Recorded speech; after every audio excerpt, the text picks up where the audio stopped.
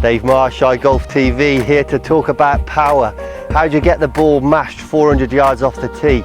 There are some things that you can do to maximize your power. Whether you can get it 400 yards or not, well, I can't guarantee that, but I can make you hit it further than you ever have before. Listen to these 10 points and you'll be busting it down the range. First thing, I want you to think about a karate sensei. Before he's going to punch through a block of wood, he doesn't just walk up to it and go boom and hit through it. He gets himself prepared mentally. Think of the psychology of being the biggest, most powerful hitter you can be.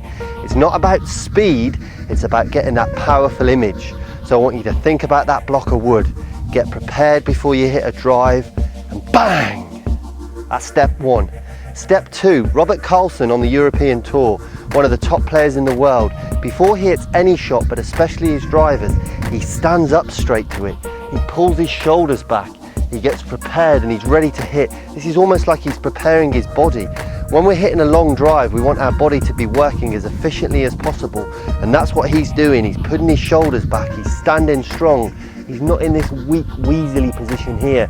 He's stood up and he's ready to go. Next thing, adrenaline. I want your adrenaline quite high when you want to hit a really big drive. So don't be afraid on the edge of the tee box to sort of give yourself some movement. Movement provokes emotion, so think about that. When we're there, get a little bit of bounce into the shot. That's going to give you some really good thoughts. Now that's what I would call the psychology behind getting yourself ready to hit these long drives. Now a couple of technical thoughts. This is what we're going to think about. Once we've teed the ball up, that becomes our marker for turning the left shoulder past. So when we set up to it, we're going to turn the left shoulder back behind that ball.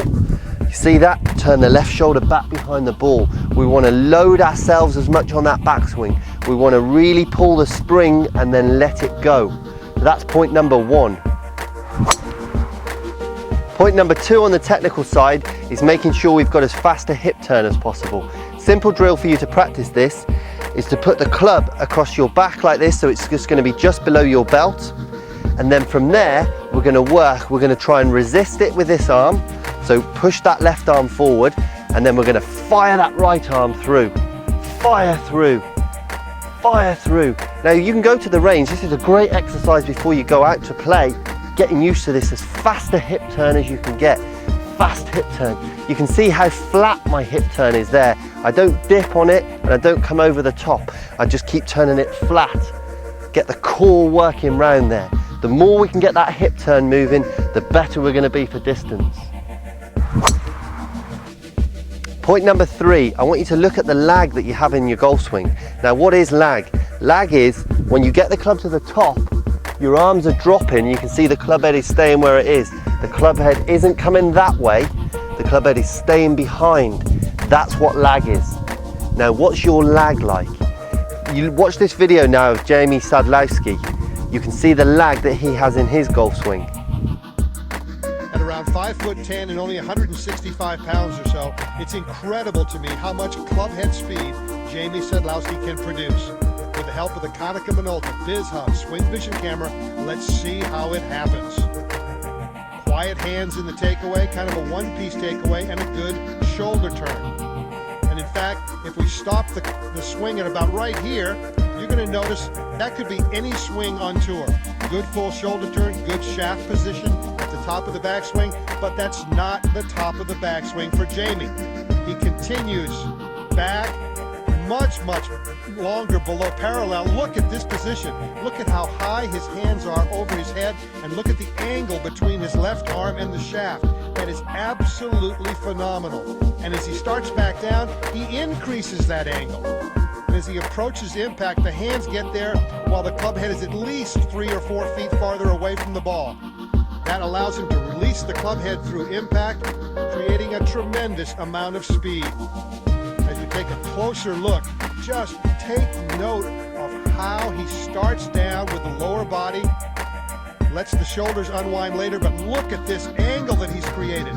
This is absolutely phenomenal. Look at the strain on his face. The left wrist has to absorb a tremendous amount of force. Look at the muscles in his arms as he continues on through the hitting area. Now, if creating all that speed with only 165 pounds wasn't enough, he does it with a square club face. This is what a golf ball looks like when it's hit with over 140 miles an hour of club head speed, taking off with well over 200 miles an hour of ball speed. Tremendously stable and square club head through the hitting area. Jamie Sedlowski, the long drive champion right now.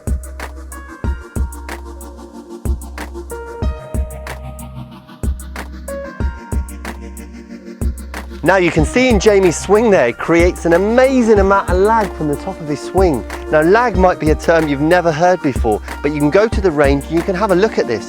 What you want is to be able to hold that position for quite a while on the way down. If your club does that, which we call casting, you're taking away so much of your energy and power. The coil that we turn on the way back wants to be unleashed onto the ball down. We don't want that sort of motion. So go and have a little practice with the lag. It might not be a term you've been used to, but you could find it quite interesting. Now, point number 4 is, we're starting to get all these powerful feelings, but we don't want a massive big lurch off the ball. We don't want to be like this sort of feeling. We want to almost make sure the first 3 feet is almost a thought of being quite slow, because it won't be as slow as what you think it's going to be. So this movement here is almost quite deliberate because it's a winding up of power. When we go to throw a ball as far as we can, we don't rush the arm back, we wind up and then we unleash. Same with the javelin throwers, they wind up and then they unleash. So think about that. We're going to start to wind up and then unleash. Point number 5, I want you to load the power into your right side. If I'm going to punch somebody, I pull back into my right side and then I release that way. I pull back and then I release that way. Very important to think about. So on this backswing, I'm going to load into my right side. So I'm going to be on the inside of my right leg, but I'm going to load the power in there. Watch with 2 hands. I'm turning and loading the power onto my right side, and that's what's going to be released. So again, the thought that you have in your head is that punching, bang. Now point number 6 is I want you to move your body. You feel like your body almost moves faster than your arms. To get maximum power, we want to use all this weight that you have in here. And so what that means is, don't be like a windmill and just swing the arms. We want to get the body feeling almost as if it moves faster than the arms. So think about that, the body's going to move faster than the arms.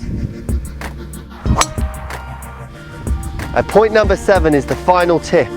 Now, all these things that I've given you should have pumped you up, but the fact is you still need to keep rhythm and tempo. The big drivers still manage to keep some balance and tempo in their golf swing. So it's not just about lashing it. Watch me hit this drive. I'm going to build up the power, but I'm going to keep rhythm and tempo in there.